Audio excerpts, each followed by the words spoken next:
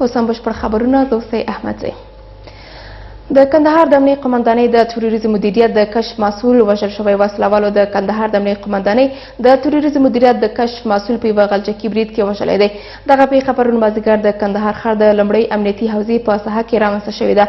یو امنیتي سرچینه چې نه غواړي نوم یې خپور شي وویل په نوموړي تېر ماښام د کندهار ښار لومړۍ ناحیه کې چې کور ته پر لاره و د وسلوالو برید شوی او وژل شوی. وسلوالو طالبانو د دغه قتل مسؤلیت په غاړه اخیستی دی.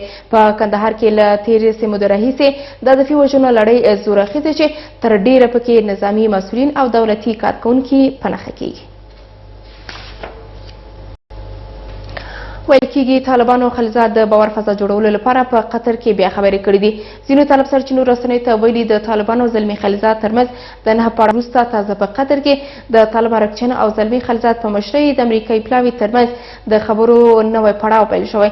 د طالب سرچینو په خبره زلمي خلیلزاد اوس مهال دوحه کې دی او له طالبانو سره د باور فضا جوړولو په تړاو خبرې کوي څو د امریکا او طالبانو ترمنځ د هوکړې لاسلیک کېدو ته زمینه برابر شي. تر دې وړاندې د امریکا ولسمشر ډونالډ ټرمپ له فاکس نیوز سره په مرکه کې ویلي و چې له طالبانو سره پر یوه پلان کار کوي او غواړي خپل ځواکونه افغانستان نه وباسي. قطر کې د طالبانو او زلمي خلیلزاد ترمنځ د سولې خبرو په تړاو دغه اوازې دستمال خپرېږي چې څو ورځې وړاندې د دواړو خواوو ترمنځ بندیان تبادله شول. تر راتلونکو 4 میاشتو به د چک هیواد سرتیری له افغانستانه وځي. د چک د دفاع وزیر ویلي د 2004 کال د مارچ میاشتې پورې د بګرام له هوایي اډې وباسي. د چک لومړي وزیر له چک راډیو سره په مرکه کې ویلي چې شاوخوا 100 سرتیري افغانستان کې افغان ځواکونو ته روزنه ورکوي. د راپور پر بنسټ د چک هیواد سرتیري چې په لوګر کې فعالیت کوي وتلي دي او د احمد کرزي نړیوال هوایي ډګر کې هم د 250 په شاوخوا کې دي چې د هوایي ډګر ساتنه کوي. د معلوماتو له مخې له 2014 کال را په دې خوا تر اوسه د چک هیواد 10 سرتیري په افغانستان کې وژل شوي دي. تر دې وړاندې هم د چک هیواد د دفاع وزیر ویلي چې که امریکا له افغانستان خپل ځواکونه باسي دوی هم په بیړه خپل ځواکونه باسي.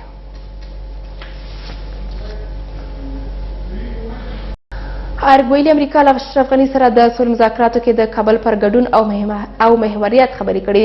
د ارګ ویان صدیق صدیقي ویلي ټرمپ له ولسمشر غني سره په ټلیفوني خبرو کې د سولې مذاکراتو کې د افغان حکومت په شمولیت او محوریت ټینګار کړی. صدیقي ویلي ټرمپ او غني ټینګار پر دې کړی چې سوله کې د حکومت ورګډ کړی شي او د سولې محوریت د افغان حکومت په لاس کې وي. قطر کې د طالبانو سیاسي دفتر ویلي له امریکا سره هوکړه لیک په 9 پاړه خبرو کې بشپړ شوی او اوس یوازې د هغه لاسلیک پاتې دی چې ترسره شي.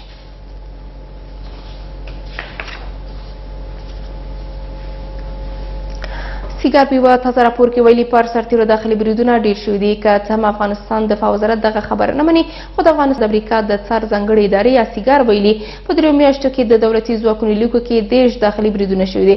سیګار په دغه بریدونو کې سرتیرو ته د اوښتو مرګ ژوبلو په تړاو څه نه دي ویلي خو زیاته کړې ده چې تر جون میاشتې وړاندې 3 میاشتو ته په کتو داخلي بریدونه 2 برابره شوي دي. د دولتي ځواکونو په لیکو کې د مخالفینو او په تیره بیا د طالبانو نفوذي کسانو سوزله پر خپلو ملګرو او کله کله د دولتي سرتیرو لباس کې پر بهرني سرتیرو هم بریدونه کړي دي. دفاع وزارت ویلي په تیرو کلونو کې د ملي اردو په لیکو کې د داخلي بریدونو په اړه اندېښنې زیاتې وې خو اوس د بریدونو کچه کمه شوې ده. له چین هیواد سره د 2.2 میلیارډ ډالرو په ارزښت د جلغوزیو د صادراتو تړون لاسلیک شو. دا تړون د افغانستان د سوداګرۍ وزارت، کرنې وزارت او خصوصي سکتور او د چین خصوصي سکتور ترمنځ د 5 کلونو لپاره لاسلیک شوی دی. د دغه تړون له مخې به افغانستان په 5 کلونو کې 62,000 مټریک ټنه جلغوزي چین ته صادروي چې نرخونه باید د غوښتنو پر بنسټ بدلون کوي. د دې ترڅنګ په نږدې راتلونکي کې د بادام او پستې د صادراتو د ستراتیژیکو همکارۍ هوکړه لیک هم د چین او افغانستان ترمنځ لاسلیک شي. چین کې د جلغوزیو خرڅلاو کچه کمه شوې ده. د سوداګرو په وینا چینایان پاخه جلغوزي خوښوي چې افغانستان کې لا هم امکانات نشته. افغان سوداګر وایي د تیرو کلونو په پرتله د جلغوزیو حاصلات هم کم شوي دي. سوداګرۍ خونه وایي که څه هم نوي قراردادونه کولی شي د جلغوزیو بازار ښه کړي خو اندېښنې شته چې د چینایانو پخو جلغوزیو غوښتنه به چین کې د جلغوزیو بازار کمرنګه کړي. باور ده که هوایي لارو پر ځای د حیرتان بردن لخوا جلغوزي صادر شي د صادراتو کچه به 3 برابره لوړه شي. افغانستان او چین ترمنځ د جلغوزیو صادرات هغه څه وو چې افغان سوداګرو ته د سوداګرۍ برخه کې نوې هیلې ورکړې. تازه د چین او افغان خصوصي سکتورونو ترمنځ 2.2 میلیارډ ډالرو په ارزښت د جلغوزیو 5 کلن قرارداد شوی چې په اساس به یې نږدې 1.5 لک ټنه جلغوزي چین ته صادر شي. دا یو ډیر ښه فرصت دی د دې لپاره چې هم نه تنها دا چې جلغوزي اهمیت اضافه شي په افغانستان کې بلکې د دې لپاره زمینه مساعدېږي چې خلک په غرونو کې جلغوزي وکړي او د جلغوزو د منځه وړلو عوامل همدا دي چې دا پیدا شو چې ارزښت پیدا کړي نو بالاخره ځنګلونه هم د منځه نه ځي. افغان سوداګري خونې بیا وایي که څه هم نوي قراردادونه کولی شي د جلغوزیو بازار ښه کړي خو اندېښنې شته چې د چینایانو پخو جلغوزو غوښتنه به چین هیواد کې د جلغوزو بازار کمرنګه کړي. یو څه بازار په چین کې د جلغوزو سوړ شوی دی ځکه چې چینایان خام جلغوزي نه خوري هغوی باید پاخه وخوري او پاخه جلغوزي په افغانستان کې موږ نشو پخولی او فقط نینے کوو او همدغه شانتې لیږو. د کرنې او اوبو لګونې وزارت په وینا سږکال جلغوزیو حاصلات د تیرو کلونو په پرتله زیات دي خو افغان سوداګر بیا دا نه مني. سږ حاصلات کم ول ځکه چې د تیرو څو کلو د وچکالیو له امله موږ صادرات کم ول او تیر ژمي چې واورې بارانونه زیات ول راتلونکي کال ته ډېر ښه حاصل لرو. افغانستان د تیر کال راهیسې 2000 ټنه جلغوزي چین ته صادر کړي. د سوداګرو باور دا دی که هوایي لارو په ځای د حیرتان بندر لخوا جلغوزي صادر شي د صادراتو دا کچه به 3 برابره لوړه شي. ټاکنو کمیسیون ګواښ کوي چې متعرض مادان د خبرو له لارې تړل شوي مرکزونه پراننځي نو له حکومت به پر وړاندې د قانون د تطبیق غوښتنه وکړي. دغه کمیسیون وايي د ولایتونو د تړل شویو مرکزونو د بیا پرانیستي په موخه یې له نوبندانو سره جدي روانې دي. تر دې مهاله د 25 ولایتونو بیا شمېرنه خلاصه شوې چې د 10 بیا شمېرل شوې رایو ټولې تخنیکي چارې هم پای ته رسېدلې دي. دولت جوړونکی ټاکنیز ټیم اعتراض لري چې هغه ټاکنیز ټیمونه چې په ټاکنو کې خپله ناکامي ګوري د قانون خلاف په یو شمېر ولایتونو کې د بیا شمېرنې مخه نیولې او د ټاکنو ملي بهیر یې یرغمل کړی. دغه ټیم له ټاکنو کمیسیون او حکومت غواړي چې د رایو د بیا شمېرنې د تړل شوو مرکزونو د پرانیستي په موخه دې قانوني اقدامات وکړي. کمیسیون د خپل د کار د تکمیل لپاره د خپل د انتخاباتي شریکان نه باید مرسته وغواړي. یو شریک حکومت دی او حکومت د قانون د تطبیق په خاطر باید اقدامات وکړي. هغه دوایر چې تړل شوي دي هغه غیر قانوني تړل شوي دي په زوره تړل شوي دي په دې کې قانون مشخص او صراحت لري او قانون باید تطبیق شي. خو ټاکنو تړل شوو ولایتي مرکزونو د بیا پرانیستي لپاره خبرو پایله ورنکړه له حکومته به د قانون د تطبیق غوښتنه وکړي. د ټاکنو کمیسیون دارالانشا وایي د 28 ولایتونو د بیا بشپړېدو وروسته د لومړنیو نتایجو راټول شوي معلومات به له کمیشنرانو سره شریک کړي او د کمیسیون له پریکړې وروسته به اعلان شي. په دې برخه کې که چیرې زموږ 28 ولایتونه ټول تکمیل شو او د دې تخنیکي کارونه ټول تکمیل شي نو موږ کلي ګزارش کمیسیون ته د تصمیم ګیرۍ دپاره رالیږو. د کمیسیون د تصمیم نه وروسته موږ هر هغه تصمیم چې کمیسیون ونیسي په دې برخه کې موږ خلکو ته اعلانوو. که احیانا د دغه پړاو څخه وروسته هم کمیسیون په دې ونه توانېدی چې په دغه ولایتونو کې دروازې خلاصې کړي د ټاکنو د قانون پر اساس باندې بیا حکومت ته مکلفیت سپارل کېږي چې په دې برخه کې خپله دنده ترسره کړي. ننګ وایي د 25 ولایتونو بیا شمېرنه او تفتیش پای ته رسېدلی چې له ډلې مرکزي ډیټابیس ته د 10 ولایاتو بیا شمېرل شوو رایو د انتقال تخنیکي پړاوونه هم تکمیل شوي دي. د 28 ولایتونو نه 25 ولایتونو بیا شمېرنه تکمیل شوې ده او دوی فقط یو دوه ولایتونه هم دا اوس ستاسو سره خبرې کوم په دې وخت کې د ګزارشونو د ترتیب په حالت کې دي. د 10 ولایتونو ټول فورمې کابل ته رسېدلې دي. د هغې انټیک سکین او انټري ټوله تکمیل شوې ده. د ثبات او همپالنې سولې او اسلامي عدالت د ټیمونو غوښتنه دا ده چې باید 300,000 رایې چې د دوی په خبره ناسمې دي باطلې شي. خو کمیسیون وایي دوی د هیڅ افغان د رایې د باطلولو صلاحیت نه لري. موږ د باشماري او تفتیش بغیر د هیڅ وګړي د هیڅ افغان رایه موږ نسو کوای باطل اعلان کړو. تخار، بدخشان، جوزجان، فاریاب، بغلان، سریپول او پنجشیر هغه ولایتونه دي چې د ټاکنو کمیسیون په خبره د ثبات او همپالنې ټیم پکې د رایو د بیا شمېرنې مخه نیولې او دفترونه یې ورتړلي. د ولسمشریزو ټاکنو پر سر راټوکېدلي جنجالونه وکیلان هم دوه ډلې کړي دي. د ثبات او همپالنې ټیم ملاتړي وایي د دولت جوړونکي ټیم په اصطلاح یو شمېر وکیلان په تالار کې خبرې کوي. د دولت جوړونکي ټیم ملاتړي وکیلان بیا وایي د پارلمان ځینې غړي د ټاکنو د پایلو د ځنډ لپاره پلمې جوړوي او په عمومي بحثونو کې په دې تړاو بحثونه کوي. د ولسي جرګې په آزاد بحث کې د ټاکنو په پروسه کې د دوو مخکښو ټیمونو په ملاتړ جنجالونه وه.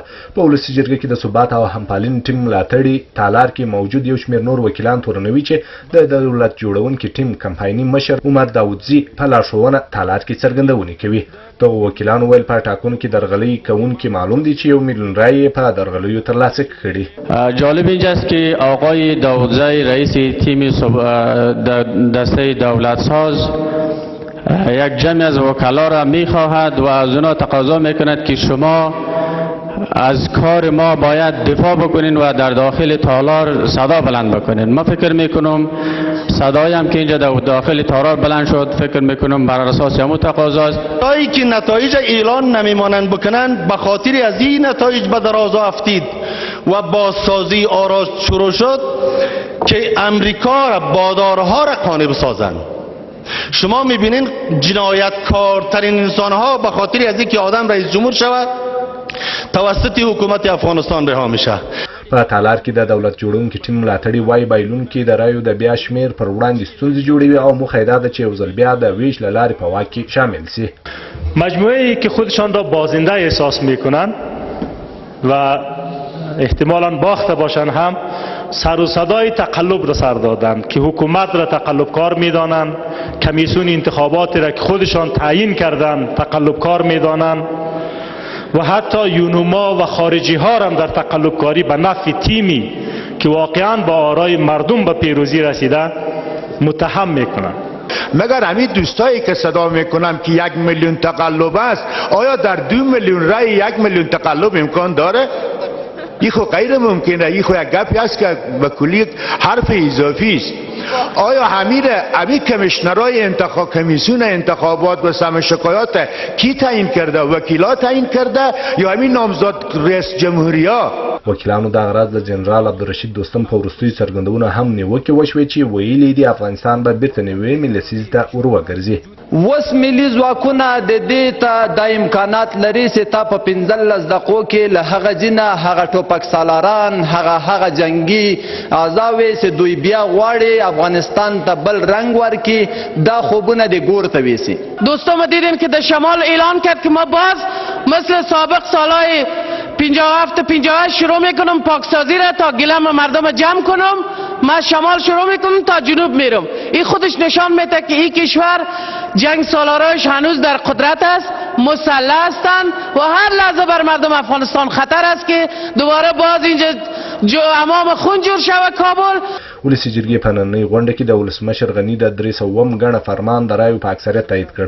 دغه فرمان چې 3 فصل او 14 مادې لري د اور غورځونکو وسلو، چاودیدونکو مواد لیږد او جاریه وسلو ساتنې منع پکې راغلې ده. مخالفت سره نوموړی فرمان تایید په ټاکنو د څار بنسټونه وایي په ولایتونو کې د ټاکنو کمیسیون دروازو تړل حل لاره نه ده او اختلافات باید پای ته ورسیږي. هممهاله بیا د ثبات او همپالنې ټاکنیز ټیم له ټاکنو کمیسیون غواړي چې د خبرو له لارې دوی ته قناعت ورکړي او په ځینو ولایتونو کې بیا رایشمېرنه د قانون خلاف ده. د دغه ټیم ټینګار په همدې دی چې 130,000 رایې د باطل اعلان شوي که نه دوی به د بیا شمېرنې اجازه ورنه کړي. شاوخوا د 130,000 رایو په تړاو له څو اونۍ راهیسې د ټاکنو خپلواک کمیسیون او د یو شمېر ټاکنیز ټیمونو لانجه د پای ته رسېدلې. د ثبات او همپالنې ټاکنیز ټیم له ټاکنو کمیسیون غواړي چې دوی سره د خبرو له لارې ستونزه پای ته ورسوي او خپلواکي دې غوره کړي. کمیسیون خو په دې اړه تر اوسه موږ ته یو قناعت کوونکی ځواب نه دی راکړی او دوی چې هره پرېکړه وکړي چې هغه د قانون خلاف موږ ته د منلو وړ ځکه نه ده چې دوی موږ ته باید معلومه کړي چې دا رایه له کومه راغلې، څنګه راغلې او درملوک شرکت دا ولې قرنطین ته واچولې. په دې اړه باندې کمیسیون سره متاسفانه تر اوسه یو قانع کوونکی ځواب نشته. په ولایتونو کې ټاکنو کمیسیون دروازې تړل مناسبه لار نه بولي او له کمیسیون غواړي چې ټاکنیز ټیمونو ته د طرز العملونو او د قانون له مخې قناعت ورکړي او بیا شمېرنه لومړنۍ پایلې دې اعلان کړي. پاکې رایې پاکې رایې له ناپاکو رایې لرې کړي او د ټاکنیزو ډلو ته قناعت ور وبخي. همدا لامل شو چې ځینې نمایندان نمایندانو چې هغې نه ثبات او همپالنې ډله هم د هغوی د شک او تردید د مخې د ټاکنیزو کمیسیونونو دروازې وتړل دي. په دې کې شک نشته چې دا د حل لاره نه ده. ټاکنو خپلواک کمیسیون د یو شمېر ټاکنیز ټیمونو سره څو ځلې ناسته کړې چې قناعت ورکړي، خو د ثبات او همپالنې ټیم قناعت نه دی ترلاسه کړی. دولت جوړونکی ټاکنیز ټیم بیا ټینګار لري چې ټاکنو کمیسیون د خپل کارونه نه دروي او له بیا شمېرنې وروسته د ملت ته لومړنۍ پایلې اعلان کړي. دا ځل به د سولې مذاکراتو پیل د افغان حکومت او امریکا په همغږۍ وي. حکومت دا خبر وروسته له هغې کوي چې مخکې د سولې په پروسه کې د امریکا او طالبانو د ګډې ناستې مخالفت کوو. امریکا ولسمشر ډونالډ ټرمپ تازه څرګندونې دا دي چې د سولې خبرې به پیلېږي، خو طالبان وایي پیل به د ځنډ له نقطې وي. موږ له طالبانو سره په یوه هوکړه کار کوو او ګورو چې څه کیږي. تیر ځل هم موږ پر هوکړه کار کوو، خو هغوی داسې فکر کاوه چې د خلکو پر وژلو سره له یو قوي موقف راوړاندې شوي دي. د طالب بندیانو او دوه امریکایي استادانو خوشي کېدل هغه پلمه وه چې د سولې د مذاکراتو بیا پیل ته لار هواره کړه. افغان حکومت ټینګار کوي چې د سولې د مذاکراتو پیل به د امریکا او افغان حکومت پر همغږۍ وي. توافق پر دې باندې سوی دی چې هر قدم چې د سولې د مذاکراتو په برخه کې اخیستل کېږي هغه به د افغانستان د حکومت او د امریکا د حکومت په همغږۍ باندې اخیستل کېږي. د هماغه ځای نه شروع کېږي په کوم ځای کې چې د ټرمپ د ټویټ نه وروسته بند شوي دي. معنا ده چې موږ د طالبان او د امریکا ترمنځ مذاکرات بیا شروع کېږي، دومره اوږده واټن ته بیا ضرورت نه وي چې هغه طی کړو. مثلا تمامه ده کېدای شي په یو دوه راونډو کې دغه مثلا نوره فاینل شي او د بین الافغاني مذاکرات لپاره بستر هوار شي او هغه شروع شي. هوکړلیک باید حتمي امضا شي، بغیر هوکړلیک بیا اوربند معنا نه لري، ځکه چې هغه اطمینان نشته چې دغه اوربند به وسي بیا به اوربند مات شي، امریکا به بیا پښیمانه شي لکه به واري چې پښیمانه شوه. نو نه، اول باید هغه امضا شي او بیا باید اوربند وسي. د سولې مذاکرات به د هغه هوکړلیک پر اساس وي چې د طالبانو او امریکا ترمنځ شوی و، خو افغان حکومت پر بین الافغاني مذاکراتو ټینګار کوي او وایي چې د افغانانو غوښتنې باید په پام کې ونیسي. د ښځو پر وړاندې تاوتریخوالی کال نه بل ته زیاتېږي. د بشر حقونو کمیسیون تازه معلومات دا دي چې د تیر په پرتله سږ کال د ښځو پر وړاندې تاوتریخوالي کې څه د پاسه 8 سلنه زیاتوالی راغلی دی. تر ټولو زیاتې د تاوتریخوالي پیښې په کابل، هرات، بلخ، ننګرهار او کندهار کې ثبت شوي دي. د کمیسیون اندېښنه دا ده چې د تاوتریخوالي د له منځه وړلو لپاره شوي هڅو کوم ځای نه دی نیولی. بشر حقونو کمیسیون وایي سږکال د ښځو پر وړاندې د تاوتریخوالي پیښو کې د تیر کال په پرتله 8.2 سلنه زیاتوالی راغلی. د بشر حقونو کمیسیون د راپور له مخې سږکال د ژبني او رواني تاوتریخوالي 1041 پیښې ثبت شوي، 861 د وهلو ګواښلو، 415 د مهر او میراث نه ورکولو، 123 جنسي او 252 نورې بېلابېلې د تاوتریخوالي قضیې ثبت شوي دي. سږکال په بشر د حقوقو خپلواک کمیسیون کې 2762 د تاوتریخوالي قضیې ثبت شوي دي. دا په داسې حال کې ده چې تیر کال په 7 میاشتو کې 2560 د تاوتریخوالو قضیې بخصوص د ښځو په وړاندې ثبت شوي او متاسفانه دا شمیرې د ښځو په وړاندې د تاوتریخوالو کچه د تیر کال د عین وخت په موده کې 8.2 سلنه ډېره ښیي. جګړې او ناامني، ناوړه دودونه، په ځینو برخو کې د حکومت نه حاکمیت، د قانون نه پلي کول، معافیت، ناپوهي او ځینو نور موارد لامل شوي چې د هیواد په کچه د ښځو پر وړاندې د تاوتریخوالي کچه لوړه شي.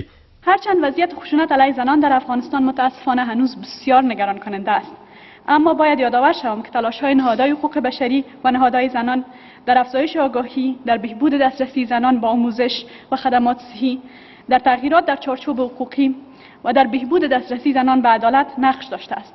د بشر حقونو کمیسیون وړاندیز کوي چې د عامه پوهاوي کچه دې لوړه شي، ناوړه دودونو سره د مبارزه زیاته شي، ښځو ته د کار زمینه برابره شي، په سیاسي برخو کې د ښځو ته د تصمیم نیونې صلاحیت ورکړل شي، محاکم دې پیاوړي شي، د جزا کوډ او د ښځو پر وړاندې د تاوتریخوالي مخنیوي قوانینو کې د تعدیلات رامنځته شي. ننګرهار کې له ماتې وروسته اوس اندېښنه ده که د پاتې شونې ونه څارل شي نو ښایي په نورو سیمو کې سره پورته کړي. غوښتنه دا ده چې ولسي خلکو ته امکانات ورکړل شي چې د داعش راتلونکي خطر مخه ونیسي. ولسمشر ماڼۍ وایي امنیتي ځواکونو داعش ته ماتې ورکړې او بیرته راټولېدو ته به یې پرېنږدي. شامشاد ولسي پاڅونوالو دغو ټولو په مشترکه توګه باندې په شامشاد باندې داعش مات کړي. بنان د افغانستان په هره نقطه کې که داعش سر پورته کړي د همدغه قاعدې څخه په استفادې باندې به ځپل کېږي. اوس ټینګې ډلې هستې په ټولیزه توګه له منځه لاړې نه شي بیا به هم د یو جدي ګواښ په څېر پاتې وي. د جګړې تحلیل کوونکي په دې باور دي چې امریکا په 2000 کال کې په افغانستان کې د طالبانو واکمني ختمه کړه خو د هغوی بابیزه ګڼل د دې لامل شو چې خواره شوي وسلوال بیرته منسجم او په نوې روحیه جګړه پیل کړي.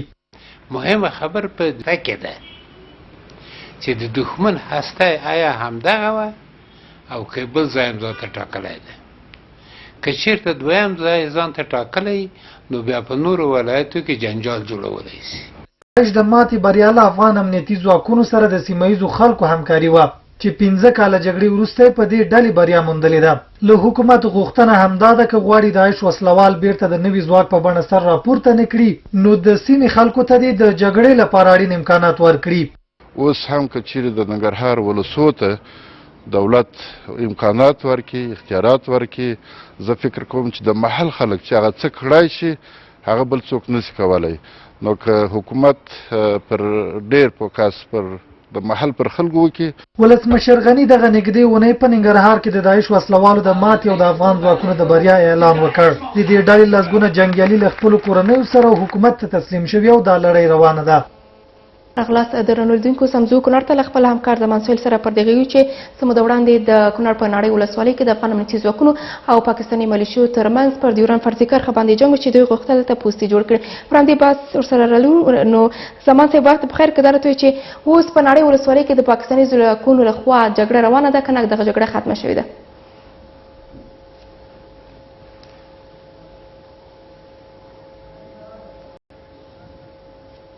ترنلیدونکو زموږ همکار زمان صاحب د تلیفون پر لیکه دی او پر همدې موضوع به ورسره خبرې کوو. سهیل سلام وخت په خیر که دا راته وي چې هلته اوس پاکستاني ځواکونه تحرکات کوي که نه آیا د پوستې په جوړولو تړاو باندې دوی بیا اقدام کړی دی که نه؟ سلام تاسو لیدونکو او اوریدونکو ته. نه اوس په هغه فکري نقطه کې د افغان او پاکستاني ځواکونو ترمنځ د جګړه رامنځته شوې وه. 2 ورځې جګړه وشوه. په هغې سیمه کې د پاکستان او د افغان مرکزي حکومتونو پلاوي کېناستل. پرېکړه په دې وشوه چې په دغه نقطه کې چې صفري نقطې نه هم را دې غاړه پاکستان هڅه کوله د ډیورن فرضي کرښې را دې غاړه تاسیسات جوړ کړي پوسته جوړه کړي. هلته کار اوس نه ده روان. دواړه غاړې په دې باندې توافق ته رسېدلي چې په دې ځای کې به هېڅ غاړه د پوستې جوړولو او بل هر رنګ تاسیساتو د جوړولو حق نه لري. سارې غاړې بیا هڅه وکړله تر څو د ډیورن په فرضي کرښه کې دلته تاسیسات جوړ کړي. نو د پلاوي پرېکړه دا وه چې حکومتونه د دې په اړه تصمیم نیسي. داسې کوم تصمیم به نیسي په هغه ورځ کې رسنیو سره شریکه نه شوله. مرکزي حکومت سره دا موضوعات شریک شوي دي. دلته خبریالانو ته نه دي ورکړل شوي. سهیل صاحب که دا راته وایي چې د احتمالي جګړې په هکله باندې افغان امنیتي ځواکونه د تیارتۍ په حال کې دي که کله پاکستاني ځواکونه دوی جګړه وکړي نو افغان امنیتي ځواکونه هم راسن اقدام وکړي؟ اوس د پلاوي په منځګړیتوب باندې فیصله دا وشوه چې دوی په غاړه به دلته مداخله نه کوي. خو اوس امنیتي ځواکونه ټول همالته وي. څه د نړۍ امنیتي ځواکونه او هغه ریزرف کتاب چې هلته تللي وو نړۍ ولسوالۍ ته هغه هم همالته دي. افغان ځواکونو سره د افغان سرتېرو سره چې موږ غږېدلي که بیا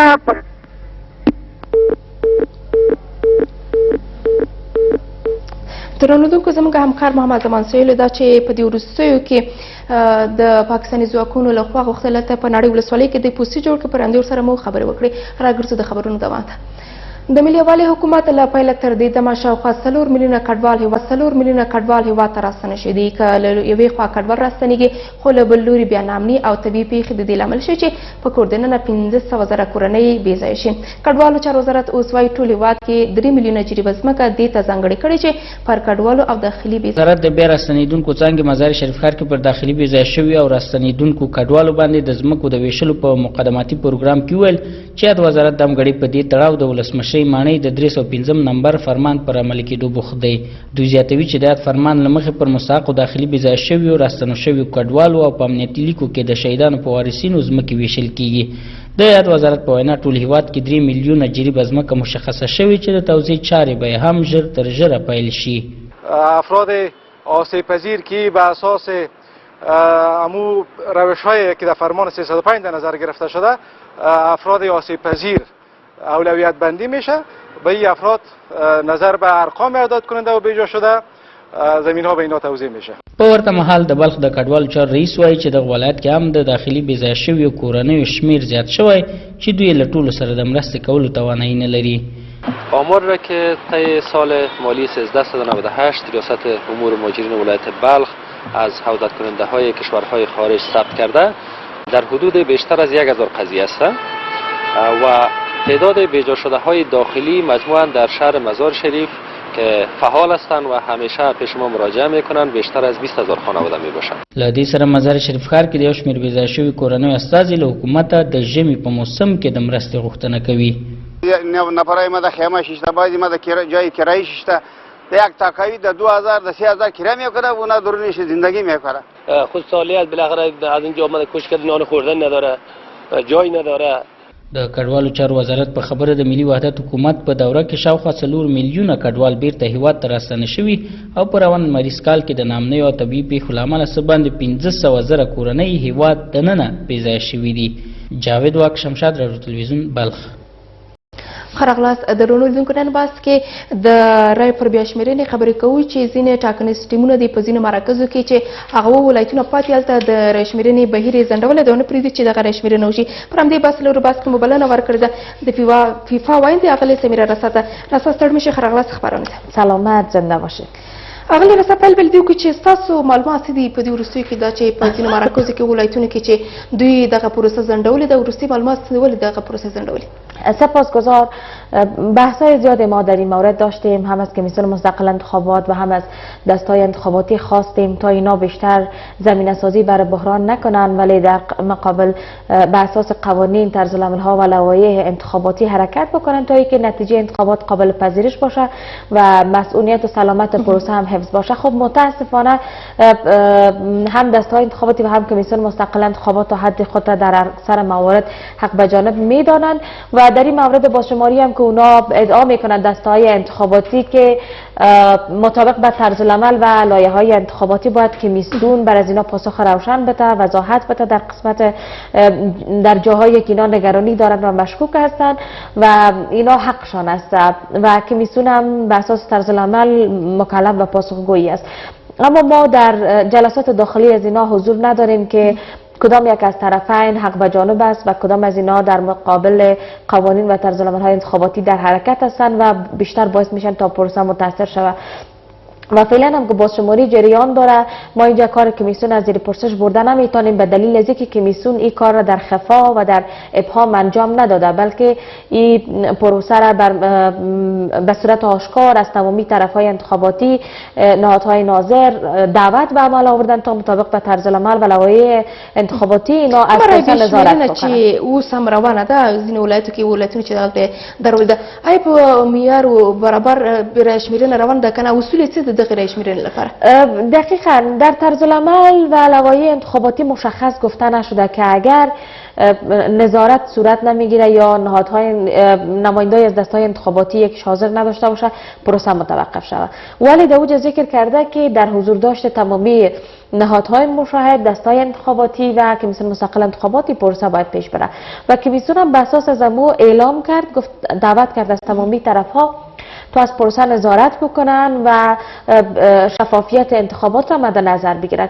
ولی که دستای انتخاباتی حاضر نشدن و خود را حق به جانب میدانن، بازم پیشنهاد میکنیم به کمیسیون و تاکید میکنیم تا اینکه با سران و رهبران تیکت های انتخاباتی اینا یک ملاقات را بگیرن در حضور داشت رسانه ها و نهادهای مشاهد تا ببینیم که کدام طرف مطابق به قانون حرکت نمیکنه و چقدر خواستهای دستهای انتخاباتی قانونی و مطابق به طرزالعمل و لوایح انتخاباتی است و چقدر کمیسیون نمیتونه وضاحت بده و قناعت از اونها را حاصل کنه. به دلیل از اینکه ما هنوز 7 ولایت باقی مانده و این 7 ولایت باید تکلیف حقوقیش معلوم شود تا ما به زودترین فرصت برویم به اعلام نتایج ابتدایی و چون مردم و شهروندان واقعا از انتظار زیاد خسته شدن. هم دغه ولایتونو کې چې دوی نه غواړي دغه رایې شمیرنه بیا ترسره شي، کمیسیون دغه پرېکړه کړې چې د امنیتي ځواکونو پر مړ باندې باید دغه مرکزونه بیرته پرانیزي او دغه رایې شمیرنه پیل کړي. فکر کوي دا د قانون په اساس باندې وي چې د امنیتي ځواکونو په زور هم د هغوی پر مړ باندې وشي کولی چې دغه مراکز بیرته پرانیزي؟ خب ما از اینمی وضعیت میخوایم جلوگیری شود و از اینمی آوردن فشارها، از اینمی برخوردهایی که بیشتر جنجال را زیاد بسازه، ما میخوایم از اینمی جلوگیری شود. به می خاطر خواستیم تا یک گفتگوی با رؤسا و یا رهبران تکت های انتخاباتی که معترض هستند، پروسه را قبول ندارند و نگرانیشان نسبت به پروسه بیشتر است، با اونا صورت بگیره در حضور داشت رسانه ها و نهادهای مشاهد تا اینکه قناعت از اونا هم فراهم شود، وضاحت بیشتر داده شود و پروسه هم به شفافیت بره که میتونم از کار خود نمانه. خو د دغه کسانو په غوښتنو په اساس باندې دغه رایې شمیرنه بیا پیل شوې ده چې رایې شمیرنه وشي. د دې ترڅنګ ټاکنو کمیسیون ویلي چې دوی قناعت ورکړی دی.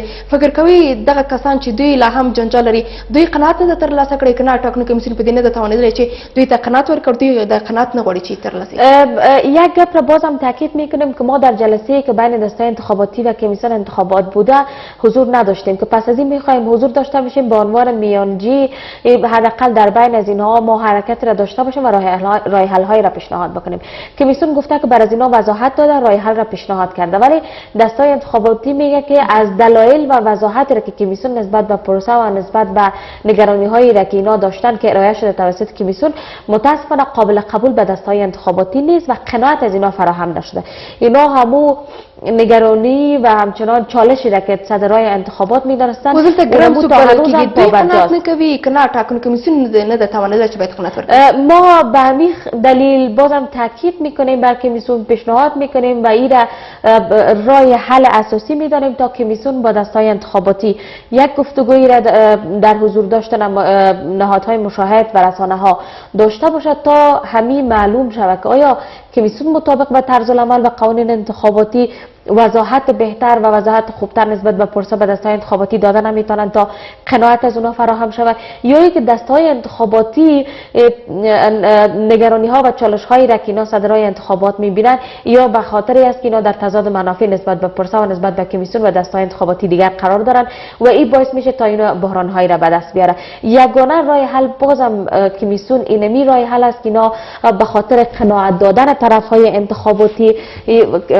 گفتگویی را بگیرن که در حضور داشت نهادهای مشاهد و رسانه باشه که پاسخگو بشه بر از اینا تا هم مردم در ابهام قرار نگیره، هم ما و هم رسانه ها هم در ابهام نباشه. به دلیل از اینکه تا هنوز ما مورد مشخصی را که کمیسیون چرا وضاحت نمیده نسبت به سوالات و همچنان پرسش‌هایی که دستای انتخاباتی داره و اینا قبول نمیکنه و اینکه چرا دستای انتخاباتی قناعت نمیکنن، حداقل مواردی که از سوی کمیسیون برشان بیان نمیشه چرا اینا برشان غیر قابل پذیرش است و بی باور هستند نسبت به پروسه. این چیزهایی است که کمیسیون فقط با اینمی گفتگو یگانه راه حل رو داره که را حل بکنه. در غیر از او متاسفانه بازم پروسه به بحران میره، جنجال زیاد میشه و هر قدر که موارد جنجالی زیادتر شده باشه، هر قدر نقطه های انتزاع و نزاع بین دستای انتخاباتی و کمیسیون زیاد شده بره به اونمو اندازه پروسه منحرف میشه. په ولایتونو کې د کومو ټاکنیزو ټیمونو لخوا چې مرکزونه تړل شوي دي، فکر کوئ د دوی دغه تړل کېدل د دروازو د منطق په اساس هم د ټاکنو کمیسیون د اصولو په اساس باندې مخکې دی که نه دوی هسې دغه دروازې تړلې دي؟ این راه حل نیست تحریم کردن، چون اینا به نحوی پروسه را تحریم کردن و حامیان از اینا مراکز و محلات بازشماری را در ولایت ها مانع شدن تا هایی که باز شود و کار کمیسیون پیش بره. ما فکر میکنیم که این راه حل نیست و راه حل فقط گفتگو است. اینا میتونن از نهادهای مشاهد، از نهادهای ناظر استفاده بکنن، اعتماد بکنن و نتیجه ابتدایی و نتیجه قسمی هم که اعلان میشه به معنای فصل آخر انتخابات نیست و فصل آخر پروسه نیست که پس از اعلام نتایج ابتدایی دیگه تغییر و تعدیل در فیصله نیاید. وقتی نتایج ابتدایی از سوی کمیسیون مستقل انتخابات اعلام میشه، پس از اینا را تمامی شکایات خواهد که اگر در جریان بازشماری مشکل بوده، اگر در جریان فیصله کمیسیون مشکل بوده، اینا را میتونه که با کمیسیون شکایت انتخاباتی با سند ارائه بکنن 15 روز وقت از بعد از اعلام نتیجه ابتدایی که اینا میتونن با کمیسیون شکایت انتخاباتی مراجعه بکنن، فیصله و شکایت های خود را بر از اونا ارائه بکنن و دوباره به شکایت هایشان رسیدگی بشه. باز اون وقت اینا میتونن که اقداماتی را مطابق قانون داشته باشند نسبت به پروسه که او بی‌اعتمادی و بی‌اعتباریشان باشه. ولی در حال حاضر راه حل خشونت نیست، راه حل صدمه بر پروسه انتخابات نیست. اینا از هر نگاه گفتگو، مذاکره، راه تکنیکی میتونن در حمایت با و یا که در تفاهم با نهادهای مشاهد که با عنوان میانجی بین از اینا کار بکنه استفاده بکنن و کمیسیون ما مکلف بسازیم برای اینکه اینا پاسخگو باشه به خواستهای مشروعشان و دستای انتخاباتی را مکلف بسازیم که قناعت بکنن. ټیمونو غوښتنه وزده چې هغه کوم 2000 ضرري چې د دې غوښتنه کوي چې ګواکې باطل اعلان شي، فکر نه کوئ دا به لویه جفا وي د ولس په هغه کسانو چې په ډېر سخت شرایطو کې دوی وتلي دي خپله رایه استعمال کړې ده، اوس به د هغوی په حق کې یو ظلم وي؟ ما تا هنوز نامزد و یا تیم پیشتاز نداریم به دلیل از اینکه هنوز فیصله کمیسیون مستقل انتخابات و یا در قسمت اعلام نتایج ابتدایی و آرای قسمی اعلام نشده. اینا مطمئنن که یوزر خود را دارن و میفهمن که چقدر رای استفاده شده و چقدر نشده، ولی تا هنوز رای سفید و سیاه از همدیگر جدا نشده که سقف آرای کدام یک از تیم‌های انتخاباتی بلند است که ما نامزد پیشتاز و مطرح داشته باشیم. و در ضمن کمیسیون و همچنان دستای انتخاباتی بیشتر از حوصله‌مندی خود کار بگیرن، از نسبت به فیصله های کمیسیون و نسبت به رای مردم اینا ارزش داشته باشن. بر ما برد و باخت هیچ یک از تیم های انتخاباتی مطرح نیست، به ما رای مردم ارزش داره که با توجه به وضعیت بد امنیتی اینا آمدن رای خود را استفاده کردن. هیچ یک از تیم های انتخاباتی حق ندارد تا اینکه در قسمت باطل کردن آرا و یا در قسمت معتبر خواندن آرا تصمیم بگیرن، ولی اینا میتونن نگرانی خود را ارائه بکنن. کمیسیون تصمیم میگیره که کدام آرا تفتیش شود، کدام آرا بازشماری، کدام آرا باطل شود. در قسمت ابطال آرا البته فقط کمیسیون در تفاهم با کمیسیون شکایت انتخاباتی در صورت که فیصله علنی میباشه میشه. رأی که مورد نزاع است که 137,000 رأی است، او به ما هم هنوز وضاحت داده نشده که اساس از این رأی چی بوده که وارد سیستم شده. حداقل کمیسیون این را باید هم به طرفهای انتخاباتی هم به نهادهای مشاهدی را باید ارائه بکنه که این رای ها بر کدام اساس وارد سیستم شده و این معتبر خوانده شده، هنوز وارد سیستم نشده، البته توسط کمیسیون معتبر خوانده شده. در قسمت 102,000 رای هم که دستای انتخاباتی او را اعتماد ندارن و برشان قابل پذیرش نیست، در این قسمت ما رای قبل از وقت نداریم. البته این رای خارج از زمان است، بر اساس طرز العمل رای خارج از زمان باطل است، ولی ما دو قاعده داریم. خارج از قبل از وقت رای نداریم، ولی در بعد از وقت رای ما باید که وقتی که اینا رای خود استفاده میکنن تا ساعت 5 رای افرادی که پیش از ساعت 5 حضور داشته در صورتی که تا هر وقت شب هم ادامه پیدا کرده پیش از ساعت 5 اینا میتونن رایش قابل قبول بدانن، ولی بعد از ساعت 5 رای از او باطل است که نیاز به بحث و ضایع کردن وقت نیست. طرز العمل لوایح از قبل تنظیم شده با عنوان سند حقوقی که حیثیت قانون نداره، بر اساس از او باید حرکت بله. تاسو د څار بنسټ په اساس باندې په د رای شمیرنې په پروسه کې ښکېل سئ، ستاسو وړاندیزونه ټاکنو کمیسیون د څه کیدای شي؟ با شماری آرا صورت گرفته، همکاران ما اوج حضور دارند و همکاران ما با آخرین گزارشی هم که من تا اینجا آمدم ازشان داشتیم در اکثر محلا و مراکزی که رای مشکوک بوده، قابل اعتبار نبوده و کلش باطل شده، معتبر خوانده نشده. یعنی به این است که پروسه بر روال عادی خود جریان داره، ناظرین ما ازش نظارت میکنه، ولی که باز نماینده های تعداد زیاد از دستای انتخاباتی اوج حضور نداره، این باز مشروعیتش از زیر پرسش میبره که کمیسیون باید پاسخ بده. ولی تا جایی که رفت میگیره به اساس طرز العمل‌ها و قانون انتخاباتی ما نظارت خود را انجام میدیم و همه روزا مطابق به قانون این جریان داره. ولی در صورت باز ما نقد میکردیم که کمیسیون این را بدون دعوت و بدون حضور داشت و همچنان بدون از قبل اعلام کردن این پروسه را به سر میرساند و جریان میداد. ولی اینا دعوت کردن از تمامی طرفهای انتخاباتی تا بیان از پروسه نظارت بکنند تا حداقل پروسه به صورت خوبی که است پیش بره. ول دا چې تاسو د څار بنسټي تاسو د وظیفه چې باید تاسو سره وکړي د نن په ټاکنو کمیسیون کې داسې سره وانت تاسو به ډېر ښکاري چې نشي کولای پایلې په خپل وخت سره رنګ کوم مرکز چې تړل شي دلته لړ شي د بیا رای شمیرنه پیل کړي تر کومه به هم داسې بې نتیجه پاتې تاسو په نظر نتیجه به کله اعلانیږي؟ کمیسیون مستقل انتخابات باید مدیریت را خیلی جدی و مسئولانه و بیطرفانه به دست خود بگیره و فضا را قسمی باید کنترل بکنه که مدیریتش از دست کمیسیون خارج نشه. تا هنوز ما شاهد اعلام تقویم انتخاباتی نیستیم. ما تا هنوز هم منتظر هستیم که کمیسیون چه تصمیم میگیره تا در مورد یک روز مشخص برای اعلام نتیجه ابتدایی اینا آمادگی داشته باشه و ما منتظر از او باشیم. ولی جنجال هایی هم که خلق میشه بالای کمیسیون را راگمک ساخته و کمیسیون نمیتونه که در موردش تصمیم بگیره و قسمی که نیاز است یا کار خود پیش ببرن. ولی بازم میخوایم که کمیسیون از نهادهای ناظر، از نهادهای مشاهد، از طرفهای انتخاباتی کمک بگیره، مشوره بگیره و در حل کارهای خود بیشتر توجه بکنه و یک تاریخ مشخصی را باید اینا بر اعلام نتایج ابتدایی با توجه به ظرفیت، حاکمیت و همچنان توانایی را که کمیسیون میفهمه از قبل پیش بینی میکنه که با توجه به امکاناتشان میتونه نتایج ابتدایی را اعلام بکنه، تاریخ مشخص بکنه تا مشاهدش باشه. ټاکنې کمیسیون چارو ته په کتو دا چې تر دې پورته خپل ویلي چې دوی نشي کولای چې هغه مهالویش هم باید اعلان کړي. دلته اوس د ټاکنو کمیسیون پر ظرفیت په مدیریت باندې څومره پوښتنې ولاړې دي چې ګواکې څومره فرصت چې دوی ته ورکړل شي چې باید دغه پایلې اعلان کړي، دوی هم لا نشي کولای چې باید دغه پایلې. متاسفانه یک ضعفی در مدیریت کمیسیون مستقل انتخابات دیده میشه. آنچنان که قبل از روز انتخابات کمیسیون فضا را مدیریت میکرد، کارهای انتخاباتی را مدیریت داشت و روز انتخابات مدیریتش خوب بود. مدیریت پس از روز انتخاباتش قابل پرسش است و متاسفانه نگرانی هایی در قسمت خلاهایی که در کار کمیسیون در قسمت مدیریتش و همچنان ضعف های وجود داره. او ما را نگران میسازه و هراس ازی داریم که خدای ناکرده وضعیت از هم خرابتر نشه. بله، د ټولمنلو رای او نتیجو لپاره باید ټاکنې کمیسیون څه وکړي چې کسان چې لا هم قناعت نه دي ترلاسه کړي قناعت به ترلاسه کړي. کومې پایلې چې ټاکنې کمیسیون له لوري اعلانیږي باید دغه پایلې دوی ومني. کمیسیون باید یک جلسه و یا یک گفتگو و نشست را با تمامی نهادها دسته هایی که اعتراض دارند و معترض هستند با رهبرای دسته‌های انتخاباتی در حضور داشت رسانه‌ها و نهادهای ناظر بگیرند. دسته‌های انتخاباتی هم مطابق به قوانین طرزالعمل و لایحه‌های انتخاباتی نگرانی خود را مطرح بکنه. کمیسیون هم بر اساس همین طرزالعمل‌های انتخاباتی پاسخگو باشه و پاسخ از اینا را به خواستهای مشروعشان پاسخ بگوید و بعد از اون ما قضاوت خواهد کردیم و تحلیل خواهد کردیم که کدام یک از طرفین متاسفانه مطابق به قوانین و طرزالعمل‌های انتخاباتی در حرکت نیست. ډیر زیاته مننه ژوندۍ سي اغلی رسد چې خبرونه تر سلام. ډیر زیاته مننه.